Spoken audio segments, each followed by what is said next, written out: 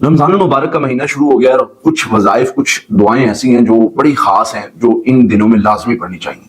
ویسے تو بہت سارے اعمال ہیں انشاءاللہ بتاؤں گا میں, لیکن کچھ دعائیں ایسی ہیں جو نا ان دنوں میں لازمی پڑھنی چاہیے.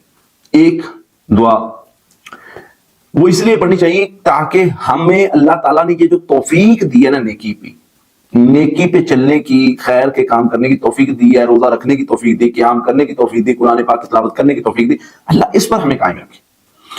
اللہ کے نبی صلی اللہ علیہ وسلم نے صحابہ کو ایک دعا سکھائی, فرمایا یہ پڑھا کرو, یا مقلب القلوب ثبت قلبی علی دینک, اے دلوں کو مضبوط کرنے والے اللہ, میرے دل کو دین پر ثابت قدم رکھنا. صحابہ نے کہا حضور کیا ابھی بھی کوئی پھر سکتا ہے؟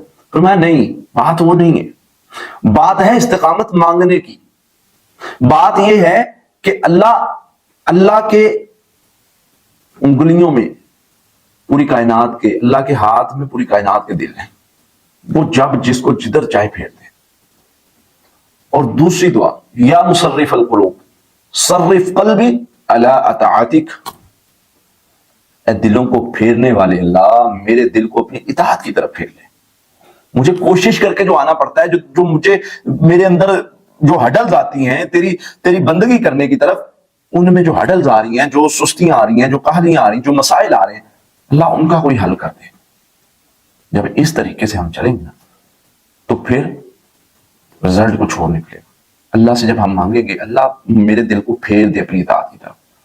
یہ دعا جب ہم بار بار اللہ سے اس کی بندگی کی, عبادت کی دعا کرتے ہیں نا, اللہ ہمیں عبادت کی توفیق دے, ہمارے دل کو مضبوط کر دے, ہمارے دل کو پھیر دے اپنی اطاعت کی طرف.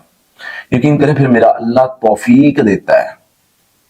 اکثر میرے استاد فرمایا کرتے تھے, کہتے پتر لا حول ولا قوت الا باللہ لازم پڑھا.